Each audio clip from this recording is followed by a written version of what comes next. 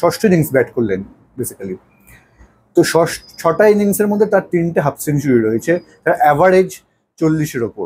Akashdeep dressing রুমে বসে থাকা অবস্থায় মোহাম্মদ সিরাজকে ব্যাট করতে পাঠানোটা কতটা যুক্তিযুক্ত এটা ভারতীয় টিম ম্যানেজমেন্টই বলতে পারবে।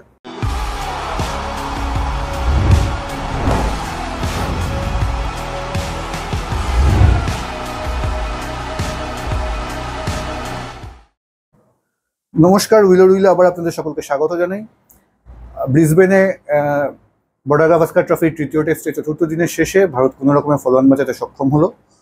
ভারতের দুই জোড়ে বোলার আকাশদীপ এবং জসপ্রীত বুমরার ব্যাটিং দক্ষতার দৌলতে ভারত ফলোয়ান বাঁচাতে সক্ষম হলো।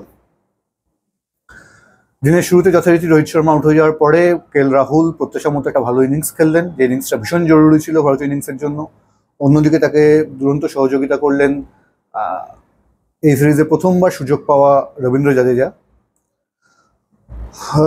রবীন্দ্র জাদেজা এই নিয়ে অস্ট্রেলিয়ায় 5টা বা 6টা টেস্ট খেলছে, পঞ্চম বা ষষ্ঠ ইনিংস ব্যাট করলেন বেসিক্যালি। তো 6টা ইনিংসের মধ্যে তার 3টে হাফ সেঞ্চুরি রয়েছে, তার অ্যাভারেজ 40-এর ওপর। রিসেন্ট পাস্টে যখন ভারতীয় দল বারবার ব্যাটিং ব্যর্থতার মুখোমুখি হচ্ছে, সেই জায়গায় দাঁড়িয়ে এই স্টেটটা বোধহয় যথেষ্ট গুরুত্বপূর্ণ। যাই হোক, তারপরেও তিনি আউট হয়ে যাওয়ার পরেও ভারতের প্রায় 33 রান দরকার ছিল ফলোয়ান বাঁচাতে, এবং অতি গুরুত্বপূর্ণ ফলোয়ান বাঁচাতে। সেখানে আকাশদীপ এবং জসপ্রীত বুমরা খুব ভালো একটা ইনিংস খেলে দিলেন। আর এই খেলে দিয়ে বেশ কিছু প্রশ্ন ভারতীয় টিম ম্যানেজমেন্টের দিকে উঠতে শুরু করা, বেশ কিছু প্রশ্নকে হয়তো তারা কিছু সময়ের জন্য ধামাচাপা দিতে সাহায্য করলেন। আজকে এরকম একটা গুরুত্বপূর্ণ ইনিংস যখন চলছে, ফলোয়ান বাঁচাতে হবে, ফলোয়ান না বাঁচলে হয়তো টেস্ট বাঁচবে না, এরকম যখন একটা কন্ডিশন, সেটা কেন পরে বলছি। সেই জায়গায় দাঁড়িয়ে আকাশদীপ ড্রেসিং রুমে বসে থাকা অবস্থায় মোহাম্মদ সিরাজকে ব্যাট করতে পাঠানোটা কতটা যুক্তিযুক্ত এটা ভারতীয় টিম ম্যানেজমেন্টই বলতে পারবে। যে টিমের শেষ 3 ব্যাটারের নাম মোহাম্মদ সিরাজ, আকাশদীপ এবং জসপ্রীত বুমরা, তাদের ব্যাটিং অর্ডারটা অবশ্যই আকাশদীপ, বুমরা, সিরাজ হওয়া উচিত।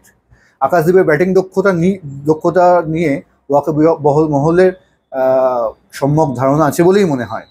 তাকে ফার্স্ট ক্লাস ক্রিকেটে আমরা যথেষ্ট ভালো ব্যাট করতে দেখেছি। তো আমার মনে হয় জাদেজার সঙ্গে যদি আকাশদীপ আসতেন নীতিশ রেড্ডি আউট হয়ে যাওয়ার পরে, তাহলে হয়তো আর কিছুটা আগে বা এতটা অনিশ্চয়তা তৈরি করে ফলোয়ান সেভ করতে হতো না। অন্যদিকে আজকে এই ফলোয়ান সেভ করাটা, যদিও সেই ইডেনের 2001-এর টেস্ট ম্যাচের পর থেকে ফলোয়ান করানোটা অনেকটাই বন্ধ করে দিয়েছে, কিন্তু আজকে এই ফলোয়ান বাঁচানোটা কেন এত গুরুত্বপূর্ণ?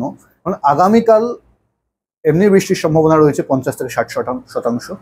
তার বাইরেও যদি আজকে ইন্ডিয়া ফলোয়ান করে যেত, ইন্ডিয়াকে ব্যাট করতে হতো।